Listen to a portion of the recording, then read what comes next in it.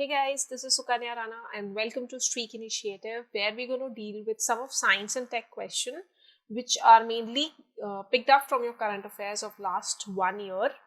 And this will be a quick revision session which you can use to quickly recap some of the topics that are there in your current affairs and get back to your churning process of prelims preparation. So again, before I start with my Streak initiative, do go and register for this initiative, whose link has been provided in the description box. You can access a lot of free material like RSTV, Yojana, etc. And the questions that we discuss are also compiled at one place, and you can access them. So let us look at the first question of the day. Now, on the first look of it, I think this question would look very static.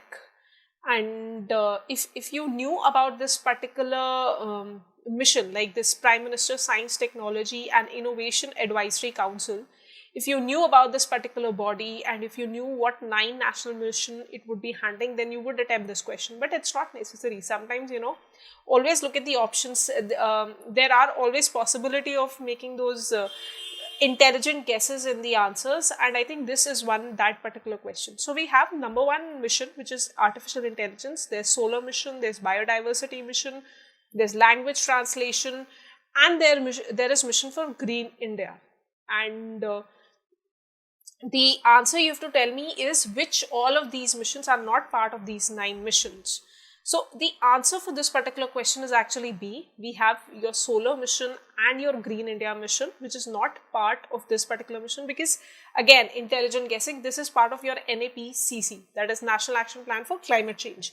So this is completely easy to guess. Even though if you have no knowledge about what 9 of these missions are, I think you can still attempt these particular questions, right? And I think the only confusion that you could have in this particular thing is this National Biodiversity Mission. You might think that this is also part of your climate change mission, but there's no biodiversity. There's agricultural, there's sustainable agriculture, there's static knowledge for climate change, there's Himalayan ecosystem related mission.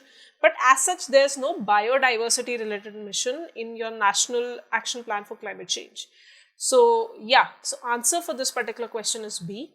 Again, what you have to do is, number 1, you should know what this PM-STIACI is. You should know what is this, who are the members of this particular body, who is the chairman of this particular body, which ministry is looking after this particular council, what are these 9 missions, like some of these missions are mentioned here, artificial intelligence, language translation, then there's biodiversity, there's one related to electric vehicles, deep ocean exploration, quantum mechanics, that is also one part of it.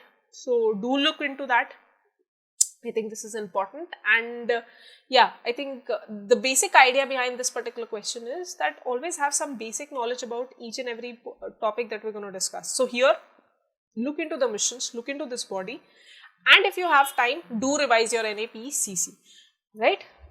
Let's move on to the next question. Now this is related to your space technology. Now space technology related questions are pretty much common in your prelims.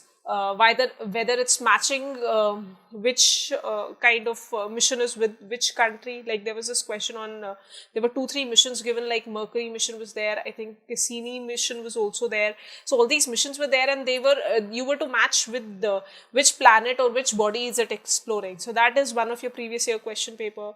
There have been questions on a lot of satellites, astro.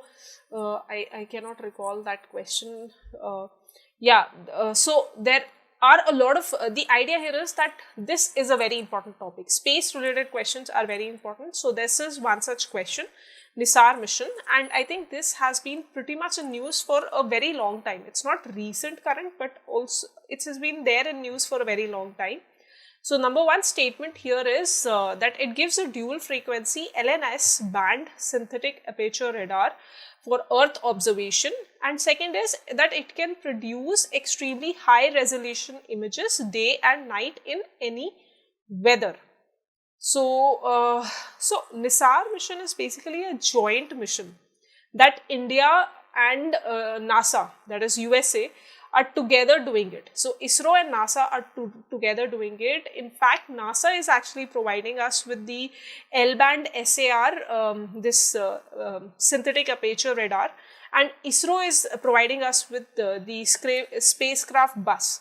So by that statement, I think you can easily understand that statement 1 is right. So see, the idea here is whenever you read a mission, there are some important things to look into. What is it? Like, is it Earth observatory? Is it something communication related? What is the basic mission about?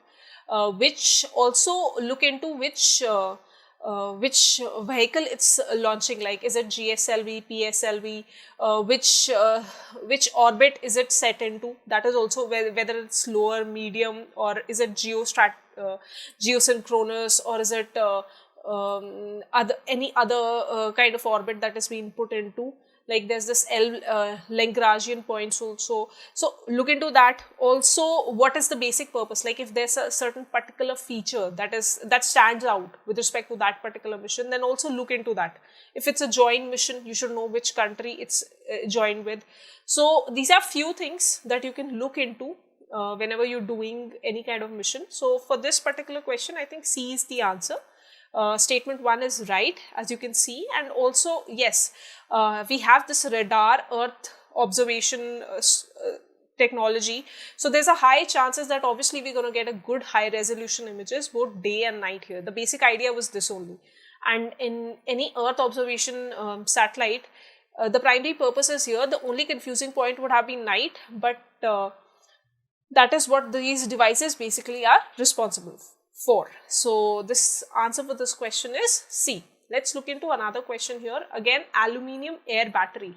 Now these topics are very important. Again, see, I'm picking out important themes in your question. Like the first question was related to missions. Mission, whether it's national mission or some other mission that has been created. These kind of questions do come in prelims. Second was related to space. Now space is also a topic which you can find in prelims a lot. Another important set of questions that come from is these battery kind of a questions. Like there have been a lot of questions from electricity related topics. So we've had battery related topics, we've had LCD technology and OLED technology related questions. We've had hydrogen fuel related questions. So all these topics are important, and if you see anything related to them in the current affairs, take special note of them, right? So here we are particularly talking about aluminium air batteries. So the first statement here is that it's a very low cost and has more energy density than lithium-ion batteries, and second is that the special feature is that it can be recharged very fast and can retain power for a very longer time than any other battery. So you have to find out which is the incorrect statement here. Again, make note of these terms. So the answer for this question is B. See, it says aluminium air battery. So air actually stands here is that this particular battery takes oxygen from the air, utilizes it, and it reacts with the aluminium hydroxide. So, reacts with the aluminium hydroxide solution and oxidizes your aluminium and produces electricity. So this process is not kind of reversible. So it's only one direction kind of a process, and when this anode and cathode completely reacts, the electrolyte which is formed is not reversed back. So it no longer produces any kind of electricity. So this statement here that it can be recharged again and have a very longer duration than other batteries is not true, right? And that is one of the issue here, that large scale production of this particular battery can be troublesome. You would need a lot of exchange and swapping stations with respect to this particular battery. Yes, the statement 1 is right. It is lower in cost. Like aluminium related stuff, I think if you compare it to lithium, obviously it will be lower in cost. That is a very common sense thing to do. And yes, it has a higher energy density. So the answer for this particular question is B. Again, do make like fuel cells. Yeah, fuel cells related questions have also come in your prelims. So any of this battery related questions are also very important. Next is again space related. So here you have to basically match that all these are actually missions which are which India takes jointly with some other country.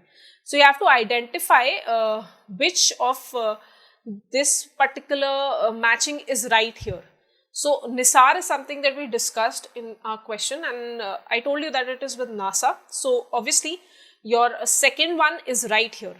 Other here are TRISHNA, LUPEX and Megha-Tropiques. Now if you know about NISAR and if you know about Megha-Tropiques, now Megha-Tropiques is something that is a very old mission, and it is actually used in your weather prediction and everything. So this is, I think, something very common and you might know it. So if you know NISAR and Megha-Tropiques, I don't think you need TRISHNA and LUPEX mission to answer the question. So Megha-Tropiques is in fact with France. So by that logic also you can easily derive that yes, the answer is going to be D here, even though you might not know what TRISHNA and LUPEX mission are about. So otherwise this answer for this question is actually D only. All of them are correct. So LUPEX is in fact with Japan. So Japan and India together take care of this particular mission, and it's basically aimed at sending a rover to the south pole of moon, right? So this is that mission. Then we have your TRISHNA mission. Now TRISHNA mission is also with France.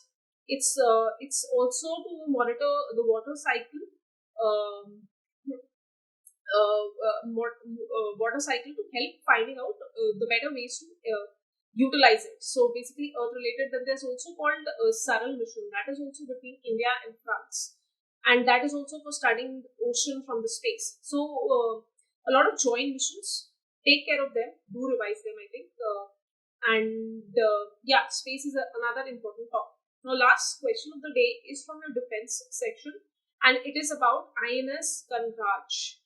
Now recently it was commissioned, and so that is why it was there in the news. And the first statement here is that it is third of the 6 Scorpene-class submarines being built under Project 75 by Mazagon Dock Limited, and second is that it is a nuclear powered submarine commissioned into the Indian Navy with collaboration with France. So which statement is right here? So the answer for this question is B. I think the second statement is pretty easy to guess, because nuclear powered submarine is, I think you should know that Arihant class series of submarine is actually nuclear powered, and you don't find nuclear powered that easily. So that name is important. If you're not aware about it, Google it, look at some of the features and the dynamics of that particular submarine, and yeah, so Arihant is basically your nuclear powered. So statement 2 is automatically wrong, and it's easy to understand. The first statement here, so this was the basic idea why it was in news. Like, in fact, this particular INS Karanj is actually part of Project 75. And we've got other series like Cavalry, INS Khanderi, then there's INS Vela, Begir, and also Bekshi. So all these are actually part of 6 Scorpene-class submarines, which are diesel-based, right? They run through diesel-based. And the catch here is that it's not Goa, it was commissioned in Mumbai. So again, the basic idea here was to just check whether you're being very careful about each and every term in the statement. So that was the idea here. But your task for the day is go look into all the Scorpene-class submarines that are there in India. What is Project 75? You can look into the nuclear-powered submarines. So basically go through all the equipments of the Navy related. Like, you can Google their page on Wikipedia and have a glance over what all equipment is there with respect to your Navy. And I think that will be a quick revision for the day. So that's it, guys, for today. Revise all the topics that I told you to revise, and I'll meet you tomorrow with certain more questions, certain more ideas, certain more topics to revise. Till then, all the best for your preparation and keep on studying. Subscribe to our YouTube channel and press the bell icon on the YouTube app and never miss another update from Civilsdaily.